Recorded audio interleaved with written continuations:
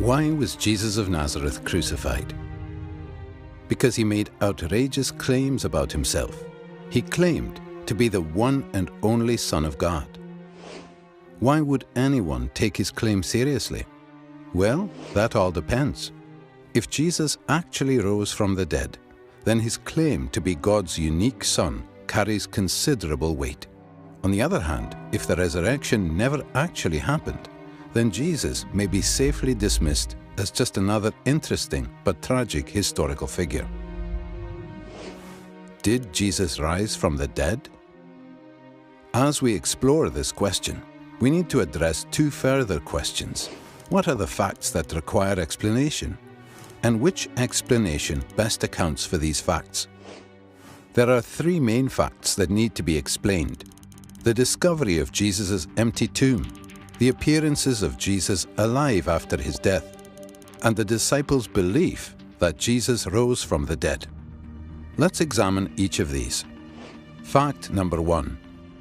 The discovery that Jesus' tomb was empty is reported in no less than 6 independent sources, and some of these are among the earliest materials to be found in the New Testament.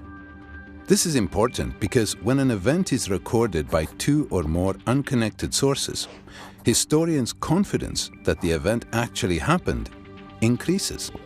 And the earlier these sources are dated, the higher their confidence.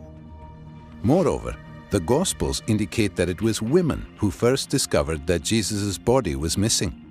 This is likely historical because in that culture, a woman's testimony was considered next to worthless. A later legend or fabrication would have had men make this discovery. Our confidence in the empty tomb is further increased by the response of the Jewish authorities. When they heard the report that the tomb was found empty, they said that Jesus' followers had stolen his body, thereby admitting that Jesus' tomb was, in fact, empty.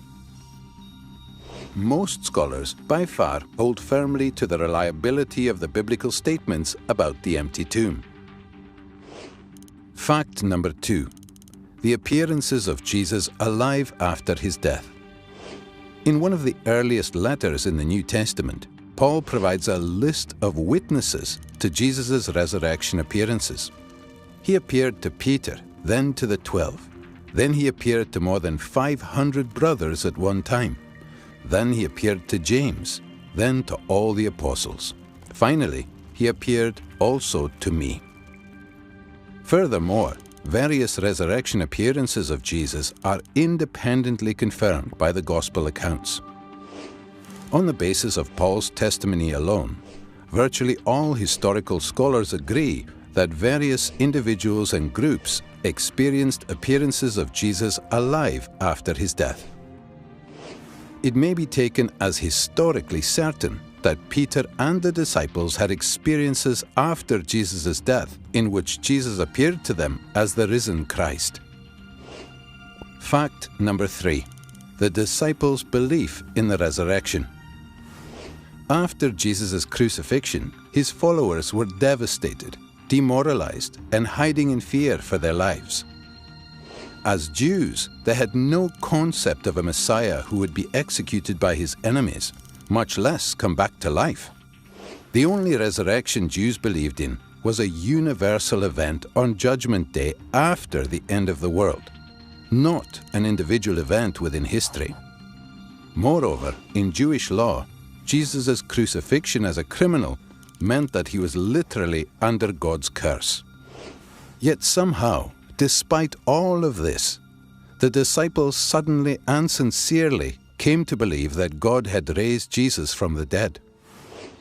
They were so completely convinced that, when threatened with death, not one of them recanted.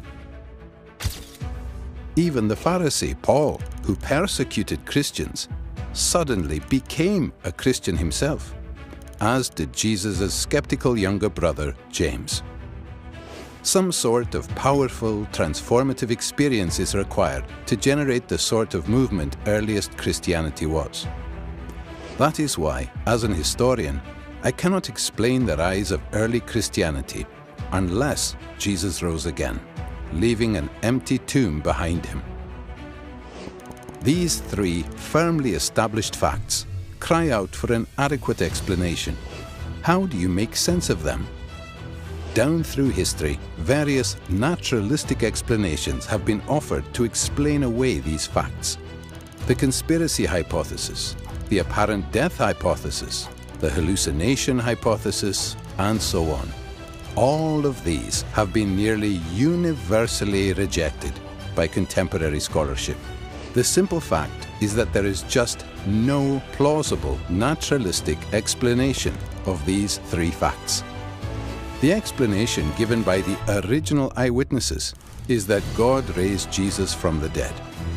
If it's even possible that God exists, then that explanation cannot be ruled out. For a God who is able to create the entire universe, the odd resurrection would be child's play. An empty tomb, Jesus' appearances alive after his death, and a group of dejected followers suddenly transformed by a radical new belief in a risen Messiah. These are independently established historical facts. How do you explain them?